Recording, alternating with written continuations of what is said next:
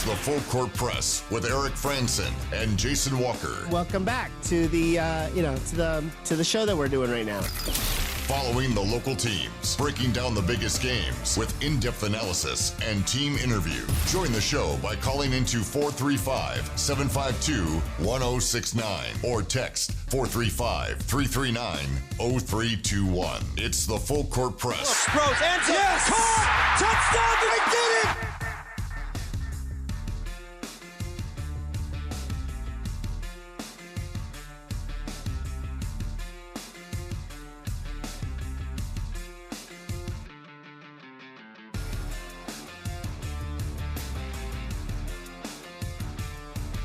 Welcome on in to the Full Court Press.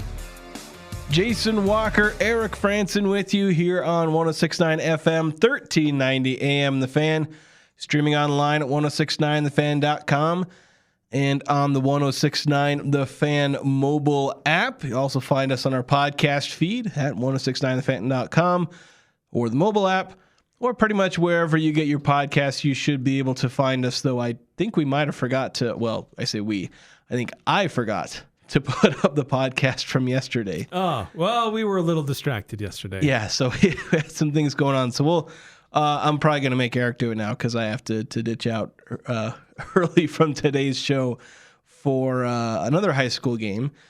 Logan taking on Ben Lomond tonight. We'll go over some of those matchups, including a game that happened last night, Skyview taking on Stansbury.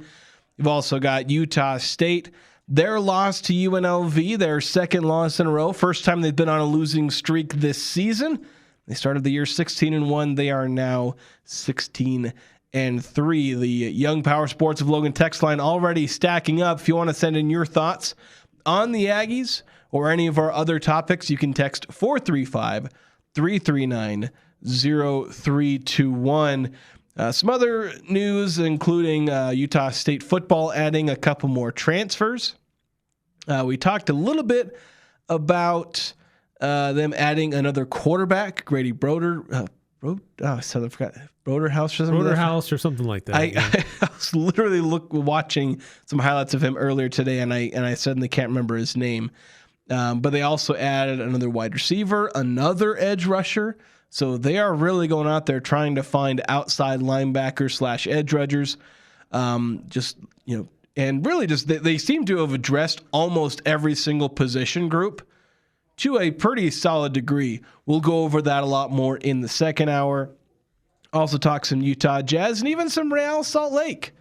Oh, yes. Yeah. The Real Salt Lake making some news. Do you really like that name? Yeah. Do you really like those colors? Yeah. They sent out a survey, and let's say I did the survey, and I'll also say that I was firm, not mean, but firm in my advocacy for the current identity that the team has. I took the survey too, and I was honest.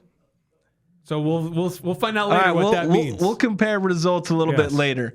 But let's jump into the main topic. The sky is falling. Utah State basketball sucks now, so we might as well start talking about it. For those of you who missed it, I'm wondering why you're listening to the show. If you missed it, some of you guys are better at following the Aggies than I am, and it's my job. But the Aggies took on UNLV at home yesterday.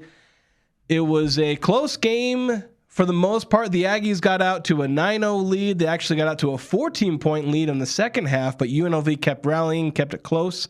And then UNLV closed it out in the clutch, outplaying the Aggies, outscoring them 13-3 in the final 3 minutes.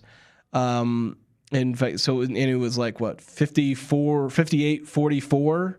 And at one point, that was the Aggies' 14-point lead. UNLV wins 86-76. So do the math on how much they outscored by 24 in the final 10-ish minutes. 42-18. Utah State got outscored 42-18 after having a 14-point lead. Yeah, and that was just that. It was bad on defense. It was not great on offense. In the second half, they shot 4 of 18 on three-pointers. They were attacking the paint really well early in the second half, but then they ended up settling for a lot of three-pointers, a lot of contested three-pointers. Some of them were just open three-pointers that they missed. But couldn't hit a three on the outside, couldn't stop UNLV going to the paint. The only thing that stopped some of the guys was foul trouble. That's about the only reason that Kamani Hamilton didn't go off, is because he kept committing fouls on the defensive end. But then Tyron Jones, he ends up just dominating. And in the end, UNLV was just like, we're going to hand the ball to Tyron Jones, and you can't stop him. Yeah, let him go to work. And if he's not going to score a bucket, he's going to go to the free throw line. Yeah, and for a guy who shot 48% on free throws, he went 10 of 12. Yeah, and that was one of the big stories of the night.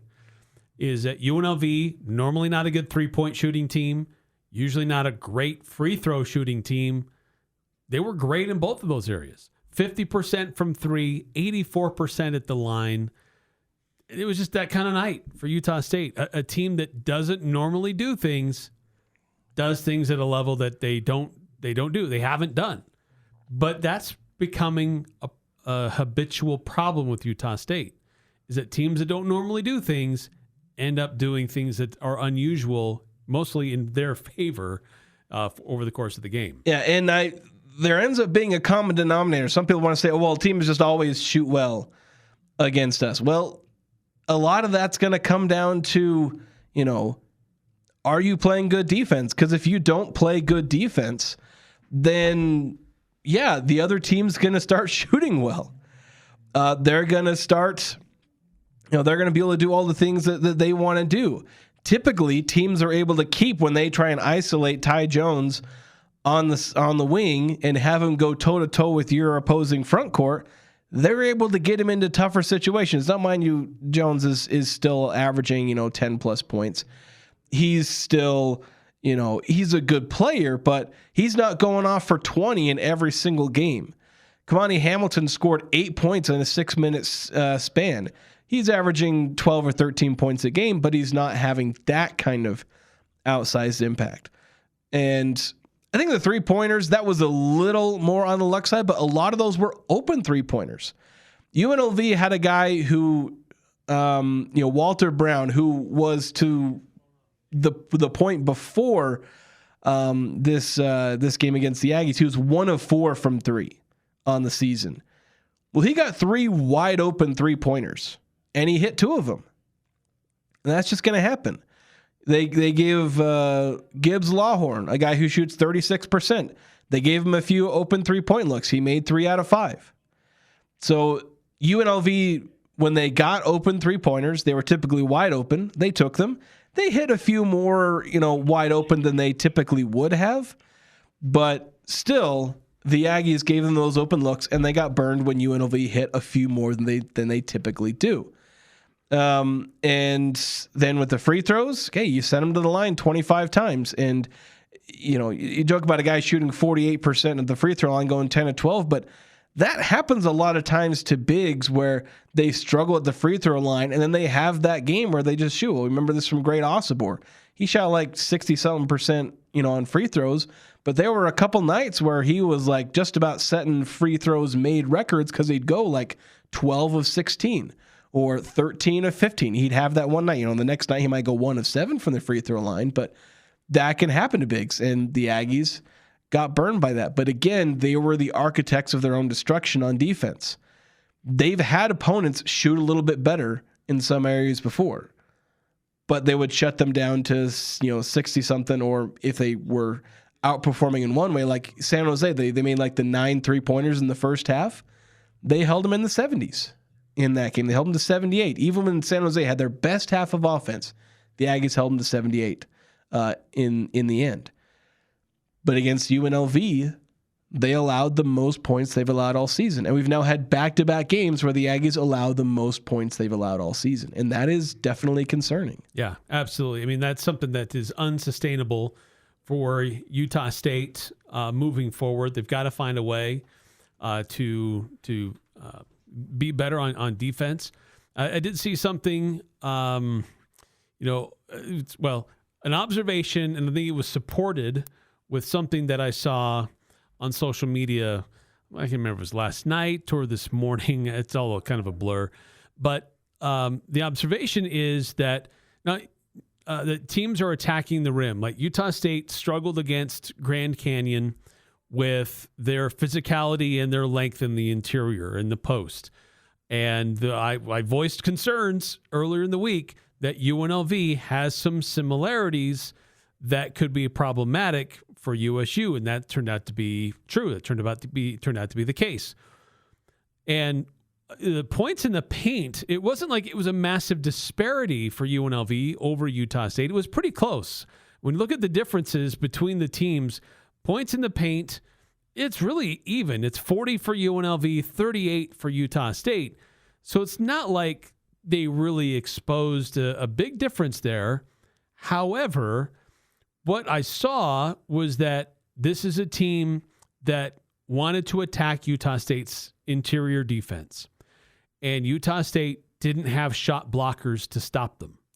And if Utah State defensively started to collapse to try to provide help for those guys in the low post, then they would kick it out and find a guy wide open who would hit threes, who normally doesn't hit threes, but last night was his night to hit threes.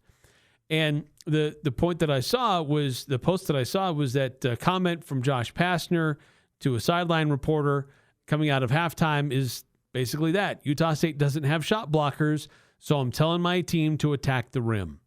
We saw that with Grand Canyon. We saw that with UNLV. Utah State's just struggling to find ways to keep those guys, opponents with more size and physicality, limiting their success in the low post. Because when Utah State starts to recognize that they are undermanned at those positions, other guys start to help and collapse to provide assistance. And then we see guys that are wide open for 3-point shots. That was a problem that we saw last year developing at the later end of the season. Everybody thought, oh my gosh, every team's got the scouting report. They figured out how to stop or bust Utah State's, the man zone, whatever, the defense, the matchup zone defense that was supposed to be impenetrable. Because teams were starting to shoot like crazy 3-point shots in the second half or second part of the conference schedule last year. And that the team defense was waning for Utah State.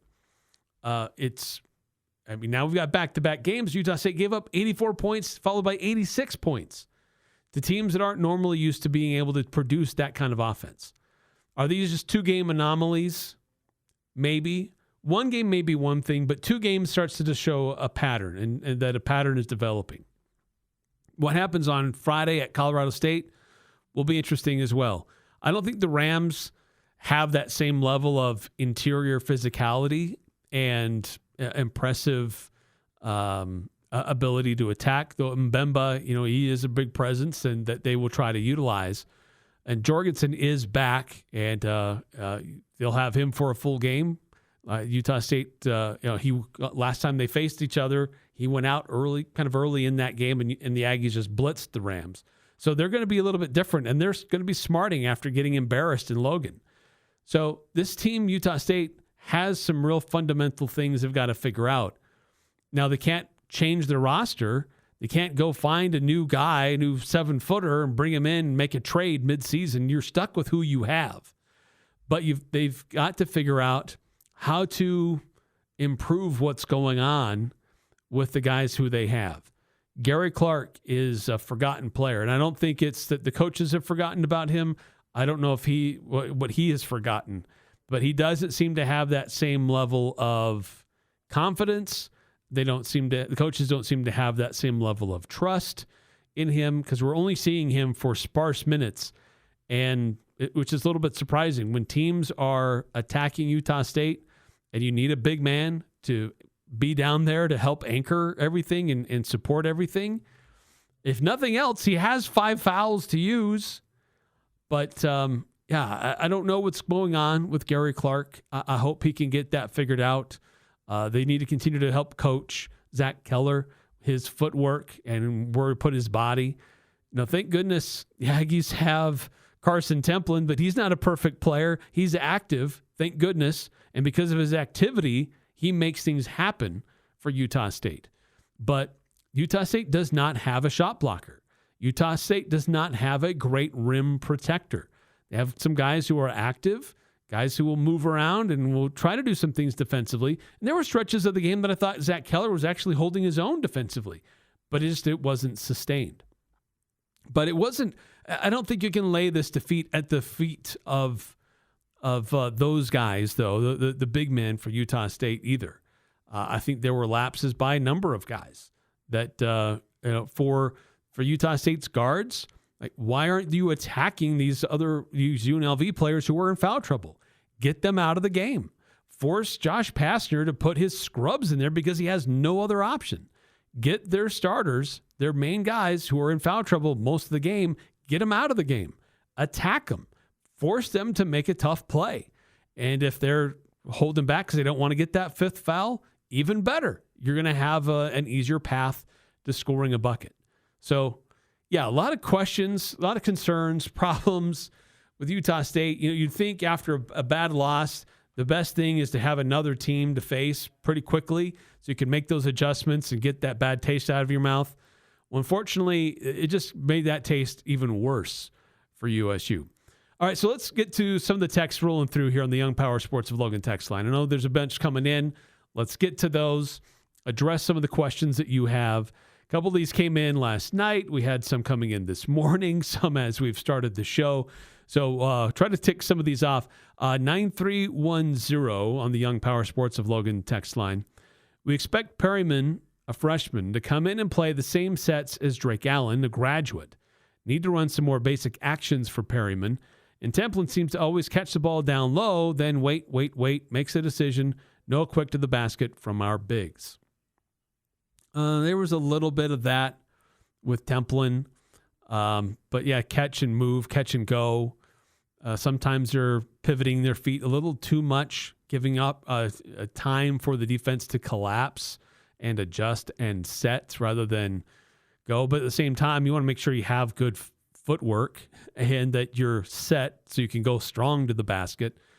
But with Elijah Perryman, like, we've seen him in stretches this season look like he's handling it very well and handling it just fine.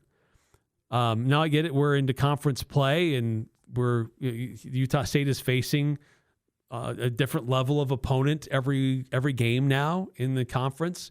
Certainly players have an added motivation in these games than they did in just any regular non-conference game. But Perryman, there's a number of guys who've lost their edge a little bit. And they've got to find a way to get that confidence back. Perryman's one. Clark is another. It's been good to see some Tucker Anderson here recently as the coaches are trying to find somebody with size and length to help out and do something. He hasn't been able to score very much, but at least they're utilizing him a little bit more. But it'd be great to see him be more of an offensive influence. I mean, Adlin Elamine, look, for a good chunk of the game, he was the best freshman on the floor.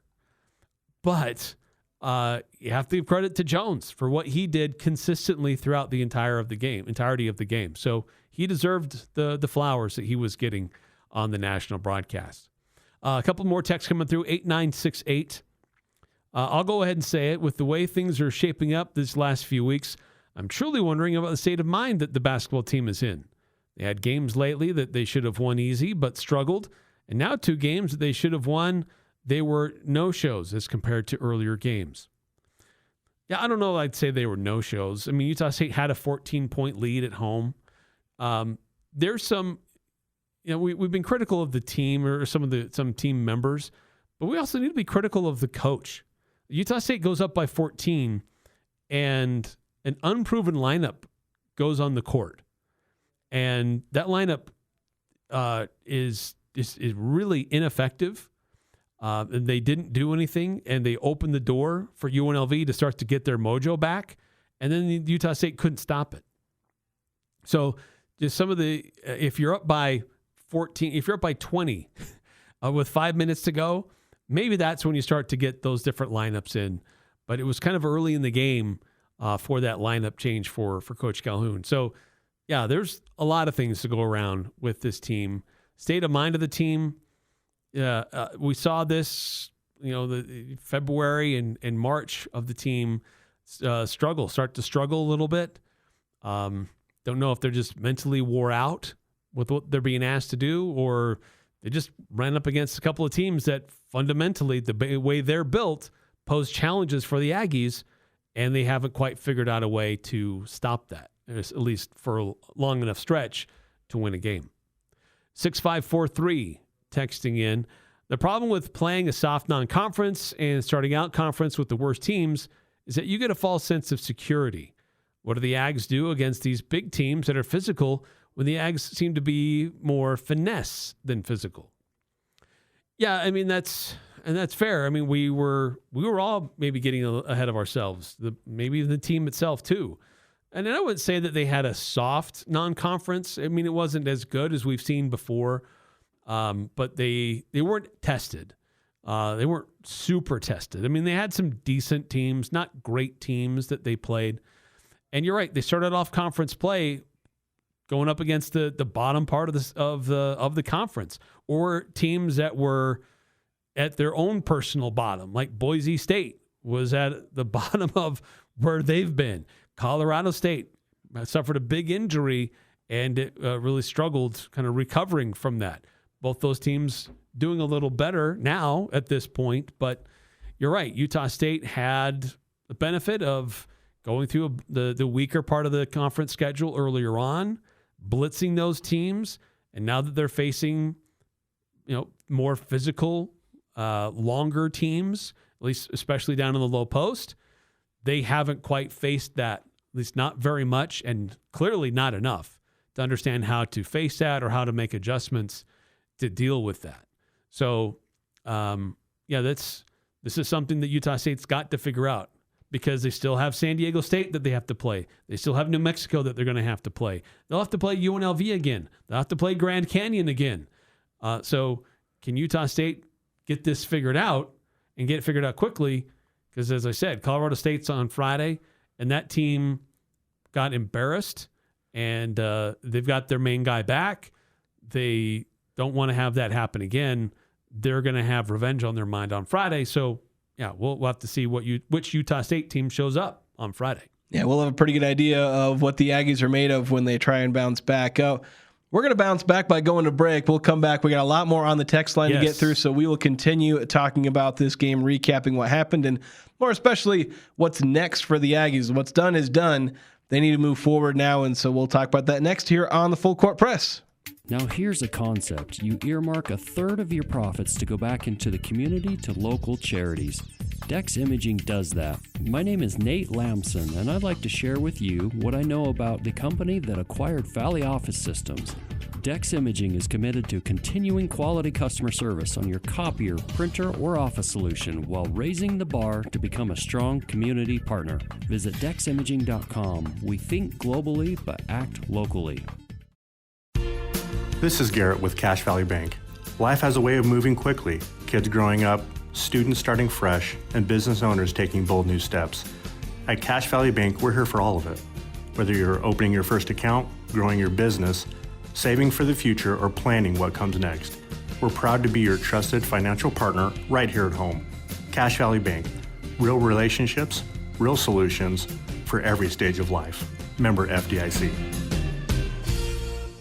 The chips and drinks are endless. The burrito is huge for only $7.95. It's got to be Cafe Sabor, Cache Valley's best Mexican restaurant and gold medal winner in the Best of Northern Utah contest. Experience Locals Day every Thursday with a huge burrito, endless chips and soda, only $7.95. Finding any lunch under $10 is nearly impossible. Every Thursday, drinks, chips, and a massive burrito. You pay just $7.95. The food, the fun at Cafe Sabor in the historic train station on 6th West and Center in Logan.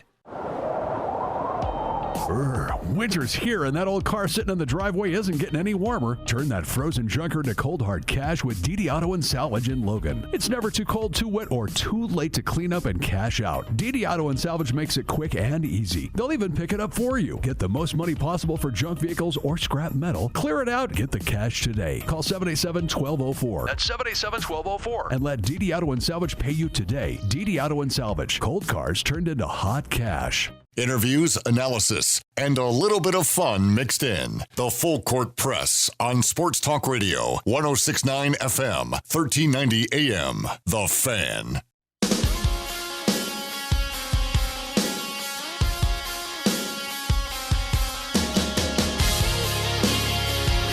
Welcome on back to the Full Court Press.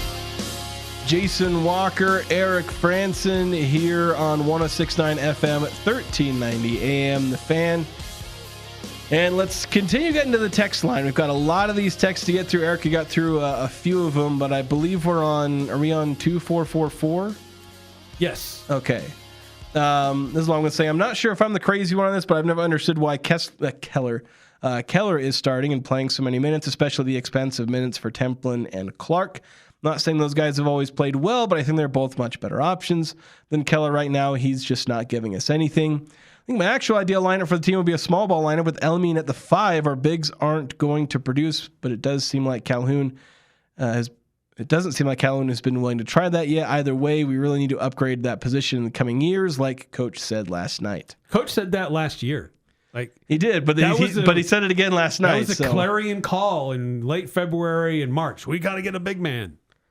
Well, you had an off season, and I think the problem is he had a big man lined up that he was going to bring in, and then somebody paid him $1 million to go to Clemson instead. Yeah, that's true. Now look, Zach Keller played 17 minutes. Gary Clark played 6.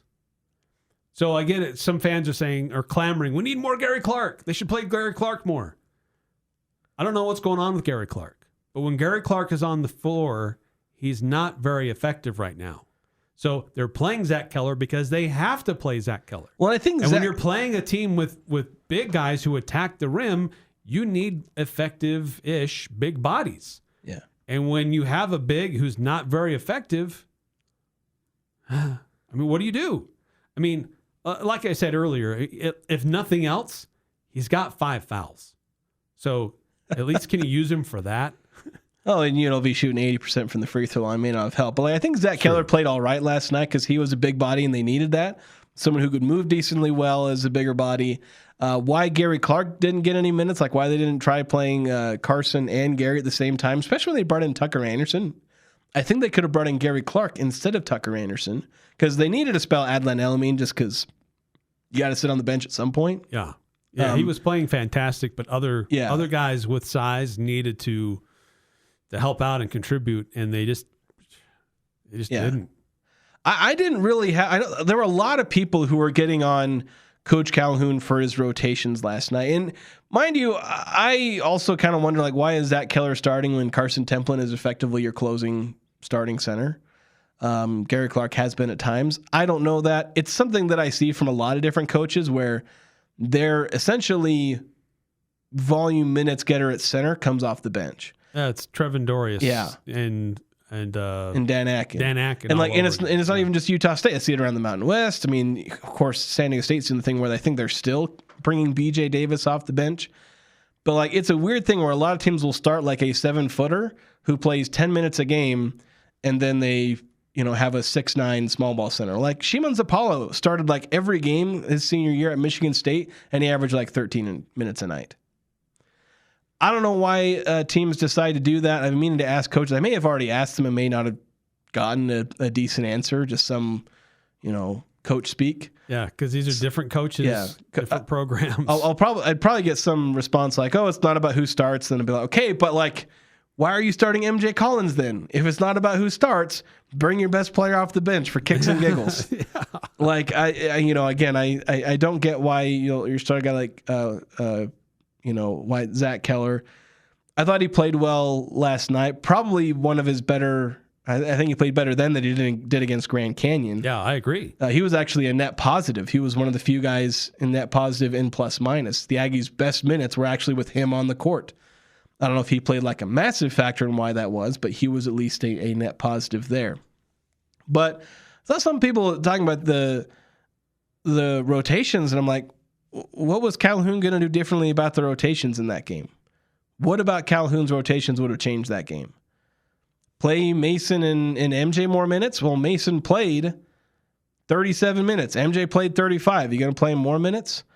Who are you going to put in differently? I think Gary Clark, sure. That was my one thing. I was maybe put Gary Clark in for Tucker Anderson at times. But you would have either put Gary Clark in for Carson Templin, who went for 10 points, 3 rebounds. Of course, he was minus 15. Maybe could have put Gary Clark in for Zach Keller, but again, Keller played decently well in his 13 minutes. You're not putting Gary Clark in for Adlon Elmine with the way Elmine played. Like, I don't really see what Calhoun could have done all that differently with his rotations, given the way these guys were playing. Is he going to play Colby King more minutes? Colby King was minus 18 in 8 minutes. The bench was giving him nothing, so he had like 6 players that he could mostly rely on in that game.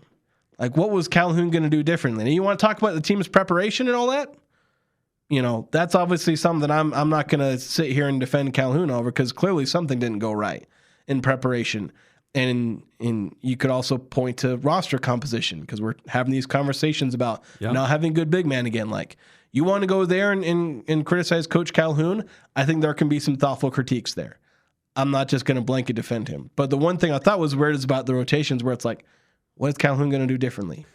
Well, and we've seen games earlier this season where the bench has been great, and we've lauded and applauded Utah State's depth. But last night, the depth was terrible last night. And in stretches of the game against Grand Canyon, the bench was the millstone around the team's neck, bringing them down. So I don't know what's going on. Yeah. Like these bench guys had chances, they had opportunities, but they didn't look great. They didn't help the team. They were not a net positive when they were on the floor. Yeah, they looked overwhelmed. 5001, I think, was a good point. It's like, it's not so much about the X's and O's that will take a team out of its game. It's the players' mentality and mindset. And yeah, I think the players, whether it's their mentality or mindset, or just maybe just the players you have on the court. We talk about not having enough size. Sometimes it's about effort, because there are guys who play bigger than what they are. Like Justin Bean was, a 6'7" center. He was undersized in most front courts that he was going up against, but he played bigger than he was. Carson Templin at times plays bigger than he is. But oh yeah, absolutely. Yeah, but we're not seeing that enough, and maybe the problem is everyone has to play bigger than they are, and at some point you maybe got to have guys who are as big as they play, as opposed to playing, when you're facing a guy who's 7'2" and has a 7'7" wingspan. Sometimes you just need a guy who's taller. Nemish Keta was partly good because he was 7 foot with a 7'5" wingspan. Yeah. Or more physical, and you can push him away from the rim. Yeah. He's not as close to the rim, where he's going to be more comfortable and effective. Yeah. 5338 saying, definitely a disappointing game for the agriculturalists men's basketball team last evening. I was dismayed to hear Calhoun jump right into complaining after the game about not having a quality big man and that more money needs to be raised. It seems like he's using it as a crutch for poor results. Wasn't he touting the overall size of his frontline players before the season? On another note, I wish to extend high commendations to the UNLV head coach for actually getting dressed for the game instead of sporting his pajamas. I did not like the way Josh Pastner carried himself. I didn't like how he carried himself. No, he should have been charged at least 3 technicals. But I agree that at least he showed up like a professional, wearing a suit and a tie. We're seeing that a lot of casualness among coaches. It used to be, man, you were dressed up, you took your job seriously, and you looked like you were taking it seriously. I don't mind the tracksuit look, though. Tracksuits, I mean, it depends on how it looks. Some tracksuits look like they just rolled out of bed. They're wearing their pajamas. Some tracksuits, they look very sharp and they look nice. But Pastor, he looked sharp. Now, all of his antics on the sideline, no. Like, he got away with way too much.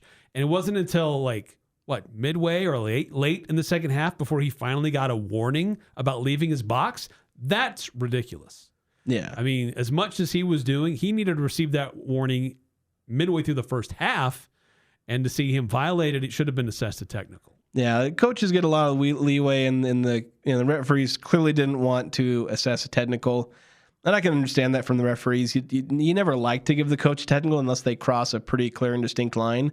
If they're just constantly pushing the envelope but not doing that one specific thing, saying a 4-letter word or something like that, it can be a bit of an art to be constantly pushing the envelope, because some referees aren't going to feel comfortable handing you a technical just because you're annoying. No, but he's on the court a lot. Yeah, coaches can be they're not supposed to be on the court, but the precedent is that the refs allow them to come 4 feet onto the court. Yeah. It's not like he was just standing on the line. Like, he was deep onto the court a number of times. Yeah, which can be really annoying to see, but the precedent is there. Calhoun doesn't do it as much, but I mean, it's crazy what they let the coaches get away with these days. Kind of like how they let them get away with travels a lot, more so in the NBA.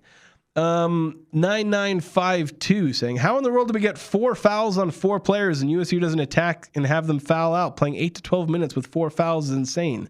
Yeah, agree. Yeah, they got Kamani Hamilton out. One guy got fouled out, but you're right. That was a point I was making earlier that, I don't know, as a team, you spot so many guys in foul trouble with so much time on the clock that you're just not attacking them. Find a way to isolate him or something, but you attack that defender because he's either going to foul out or he's not going to defend you as aggressively. So your path to the basket is easier. And if not, he's going to be eliminated from the game. Like, I just didn't understand how so much time was left on the clock with so many UNLV players with 4 fouls. And only one of those guys got fouled out. That was troubling to me as well. Yeah, I feel like a lot of times coaches will just want to execute their game plan, which, mind you, they're smarter than I'll ever be. They know what, a team's true weaknesses are, but I feel like that's something you can adjust to on the fly and try to exploit. At least try it on a couple of different plays. Say, hey, look, this guy's got 4 fouls. Let's run this play that we think is going to target their point guard and say, hey, get Mason Falslev going downhill against, Gibbs Lawhorn and see if you, have Mason Miller look, know that he's in foul trouble, try and bait him into a foul. And if he backs off because he's got 4 fouls, well, there's a free floater in the paint, and that's a shot you've practiced. So that's something you can go after. But the Aggies are still somewhat allergic to shots right at the rim. Yeah, that's true. 2 games in a row. Yeah, well, they got better. They were better in the second half. They got better in the second half, but yeah, it was a lot better in the second half. But it was again mostly early second half. Because in late second half, they kind of went back to what they were doing in the first half.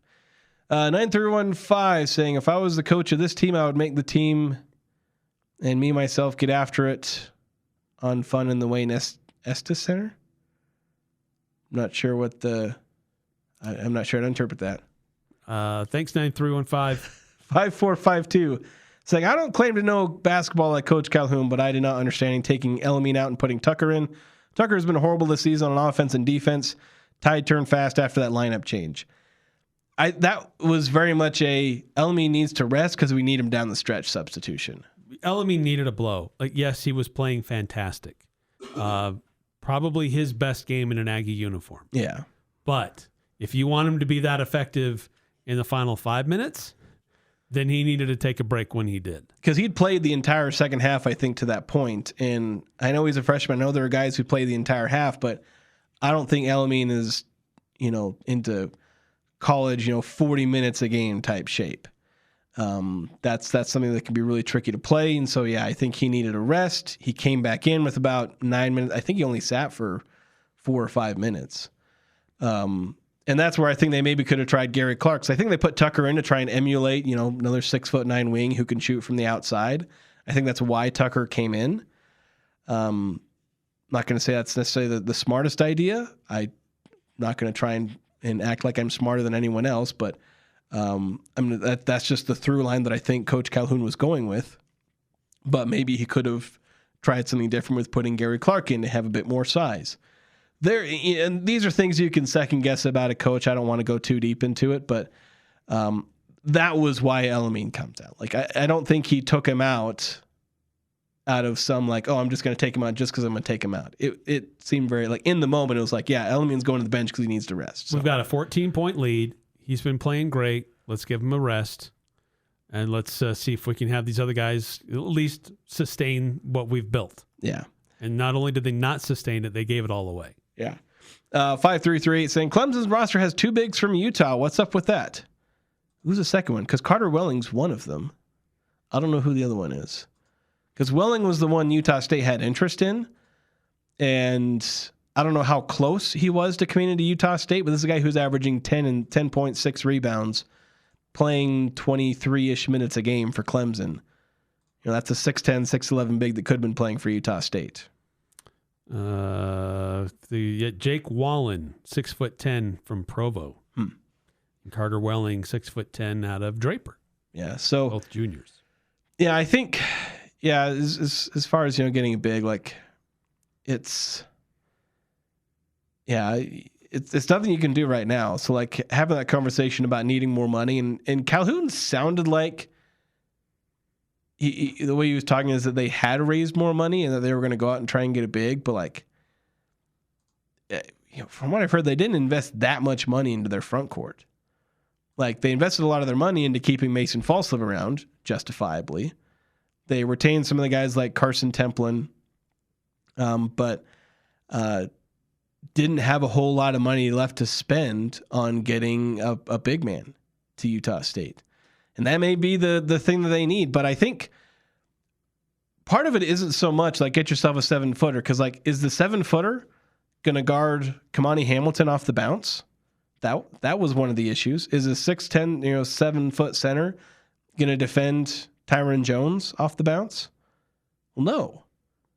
That's not, because the problem was that they'd isolate him on the wing, and they're either going to get blown by because they're too slow, like most 7-foot bigs, or it's Drake Allen, in which case, or MJ Collins, in which case, yeah, they can keep up with him and mostly keep him from, power back down, but then they're too short to contest once they get into the paint.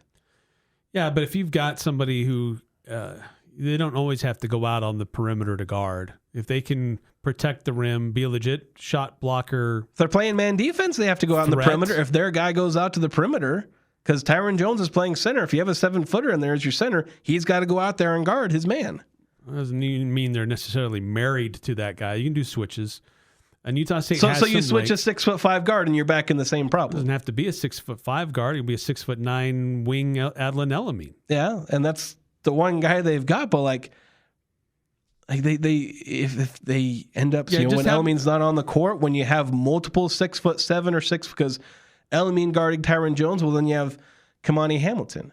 Like who's guarding him? Like that's kind of the issue, is that Utah State, we thought they had more of this length on the wing, but it turns out a lot of the Mountain West seems to have a bit more of it. Yeah, true. And that's the truth of the matter there. And just having a 7-footer on your roster doesn't solve all your problems.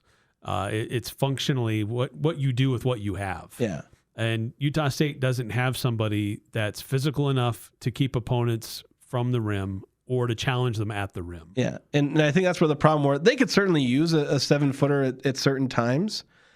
But it's, Carson Templin not being able to guard, a guy like Nana Usunane. I keep pronouncing his name wrong. Kamani Hamilton, Adlin Elamine is the kind of athlete that the Aggies need. And they have him. Hopefully they can keep him. And I think they've got some up-and-coming guys. We need to go to break soon. But I suddenly forget his name. The freshman who's redshirting out of Arizona. David Aweezy? No. Is he also from Arizona? I think he was from Texas. Oh, Aweezy's Kingston, out of Texas. Kingston Tosi. Oh, he's another guy, 6'7".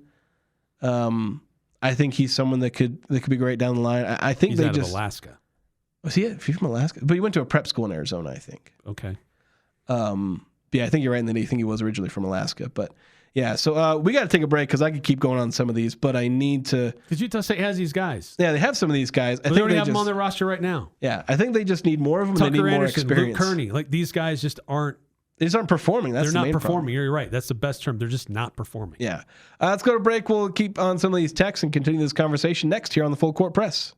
Who do you turn to if you want to change out your wood or pellet stove? Advanced Fireplace and Stove. They were voted the gold medalist for Best of Northern Utah for the 5th year in a row in the fireplace retrofit category. Be ready when the government's next wood and pellet replacement incentives pop up. Advanced Fireplace can help you navigate the paperwork. For more information, call Advanced Fireplace and Stove, 752-7272. Online at advancedfireplaceandstove.com. Winter is the perfect time for venom testing. The Allergy Clinic will help you be prepared to enjoy the great outdoors this spring and summers. Located in the Three Peaks Medical Plaza in North Logan and Providence on Gateway Drive, the Allergy Clinic offers aggressive testing and treatment to life-threatening stings from honeybees, yellow jackets, white-faced hornets, yellow hornets, and wasps. Cache Valley Allergy is a full-time allergy clinic. Most insurance accepted. Call 753-7880. That's 753-7880 for allergy testing today. Hi, this is Robbie with LSS Insurance. If you're about to turn 65, the Medicare phone calls, mailers, and emails can be unreal. Out-of-market telemarketers simply do not understand Utah, Idaho, or your individual situation. We have real answers and real solutions with local help. At LSS Insurance, we are your health insurance specialists. Call us 752-9493. Having local help makes all the difference, and there's no cost to you. Call 752-9493 or visit lssins.com.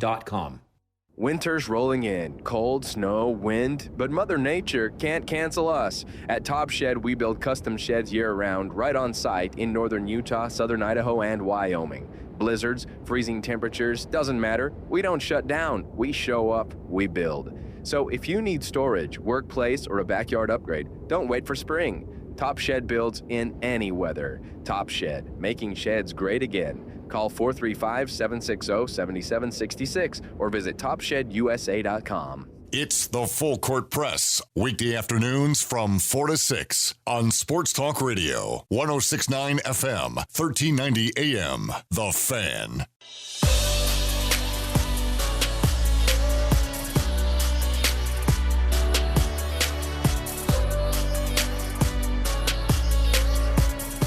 Welcome on back to the Full Court Press. Jason Walker, Eric Frandsen, talking about how much the sky is falling with Utah State basketball. The season is indeed over. Utah State sucks. They'll never be good again.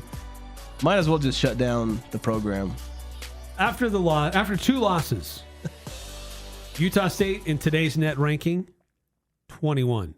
They still 21. The Aggies are okay. Yeah. Excuse me, 26. They went from 21 to 26. I was about to say, like, they were, I'd be surprised they were still 21. So they were up to like 14, 15, whatever, before the Grand Canyon game. Now they're at 26. Still far and away the number one team in the net in the Mountain West. New Mexico's 41. San Diego State's 47. Nevada is at 65. Boise State, with their win at Wyoming, moved up to 71.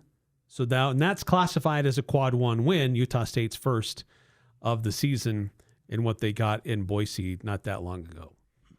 9-5 on our Young Power Sports of Logan text line saying, I think we missed this one from earlier. Can someone tell Coach Calhoun and the players there's a history of never losing at home?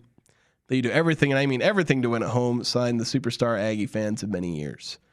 Yeah, it's rare to see a loss in the Spectrum. They talk about it a lot among themselves about not losing at home. Yeah, it's a point of pride. They don't take that lightly. 8577. How are we so successful at shutting down Drew Fielder from Boise? This is maybe the thing that I like, because I worried about the Aggies defending guys like Drew Fielder and other 7-footers. And I think the trick is that Drew Fielder isn't a super mobile and long big. He's big and can be a bit of a bruiser, but the issue isn't so much the size, it's what versatility comes with that size. Because who are the guys that have caused problems for the Aggies? It's the 6'8", 6'9" guys who also have a lot of ability to move. Like Tyron Jones, like he really only had one move, but it was one the Aggies struggled to stop. He'd, kind of put his head down, start charging forward, get the defender off balance, and then he'd spin, and he had the length to finish over anybody on the Aggies. And so it's that length and versatility and athleticism. Because do they have guys who are 6'9" on the team? Yeah, I mean Carson Templin's 6'8" and he's got a 7-foot wingspan. He has the length, but he can't move as fast as a Tyron Jones or Kamani Hamilton. MJ Collins, Drake Allen, can they move as fast as Kamani Hamilton? Yeah, but then they're 3 inches shorter. And so it's the combination of size and athleticism and quickness that seems to be bothering the Aggies, because they have guys that meet certain height criteria, but it's the versatility they're missing. And that's where, like Gary Clark, he was supposed to have that.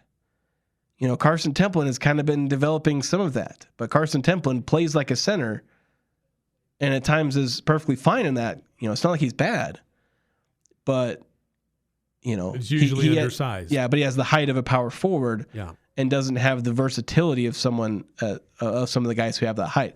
But that's where Adlan Elamine, he does have the versatility. He hasn't maximized his versatility yet because he's like $175. Yeah, he's still he needs scrawny. to eat, but like he is showing a lot because he's actually been one of the Aggies' better rim protectors at times, getting some block shots and using his length, and he'll get better in that. So he is exactly the type of athlete the Aggies need. So they have him, keep him here, just add more around him. And you got some guys, coming up. David Uweezy, he's 6'9", but like he can, one of his strengths is he could be a versatile 6'9",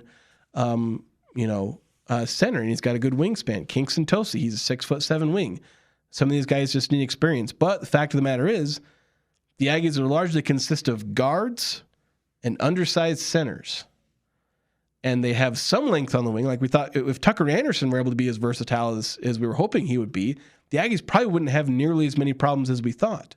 Because Tucker Anderson, his length profile and theoretically his versatility with three-point shooting is exactly what we thought the Aggies won. That's what we were talking in the preseason. Same thing with the addition of Luke Kearney. Yeah, we were talking about all these guys. The length they had on the wing, I talked endlessly about not being big enough in the center position. And then I said, you're big in the wings, though, because you got 6'9" Tucker Anderson, Adlin Elmine, Luke Kearney. MJ Collins is, coming in, was a little taller than Ian Martinez was last year. But it turns out Kearney and Anderson aren't playing. So you have Elmine and, MJ Collins, who's, 6'4", 6'5". So it's like the length we thought the Aggies were going to have isn't as good because they're not playing some of the guys who don't have length, and they're not playing because they're not really executing. We got to take another quick break. We were a break behind, so we got to take another quick one. We'll finish up the first hour here on the Full Court Press. Markets are unpredictable, but reaching your financial goals shouldn't be. Adams Wealth Advisors is dedicated to helping you navigate these challenges and ensure you're prepared for every outcome. Whether your financial plan revolves around advanced tax planning, estate planning, business strategies, retirement planning, or investment management, Adams Wealth Advisors team of CPAs, CFPs, and CFAs will provide the expertise needed to help you reach your financial goals. Visit AdamsWealthAdvisors.com. That's AdamsWealthAdvisors.com for more information or to schedule an appointment. At Mountain Valley Heating and Air, they believe everyone deserves to feel the love. Their team is here to keep your home comfortable year-round with expert tune-ups and maintenance. From the first call to the final check, you'll have an entire team behind you, ready to serve every need. As the seasons change, don't wait. Schedule your tune-up today. Feel the love with Mountain Valley Heating and Air. That's mtnvalleyhvac.com.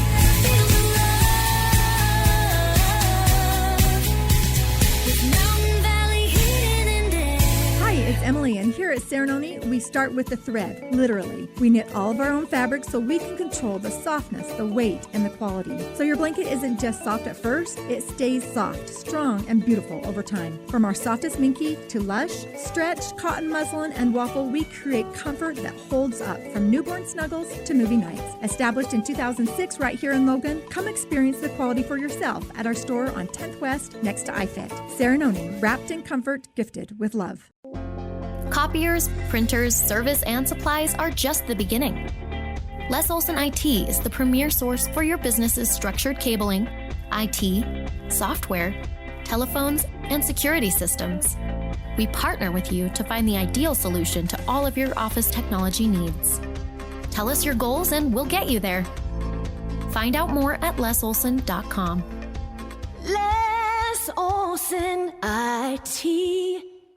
Headed to Logan or just need an easy, affordable place to stay? Mention Aggie 79 and get a room at the Baum Hotel for just $79. Located minutes from Utah State University, it's ideal for football weekends, graduation, campus events, or visiting family. No long drives, no stress. At the Sure Stay Baum Hotel, you'll enjoy comfortable beds, a free continental breakfast, and seasonal outdoor pool, all at a price that makes sense. $79 rooms with Aggie 79. Call 435-752-5220. That's 752-5220 to book today. Breaking down the biggest games with in-depth analysis and team interviews. It's the Full Court Press with Eric Frandsen and Jason Walker.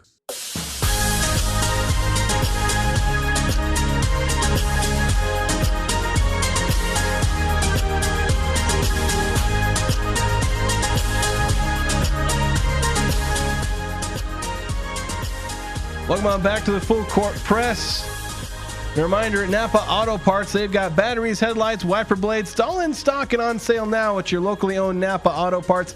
They got locations all the way from Preston down to Providence. You can get Chemical Guys car wash and detailing kits for only $49.99. And you can pick up the last bags of Blue Heat Ice Melt at $10.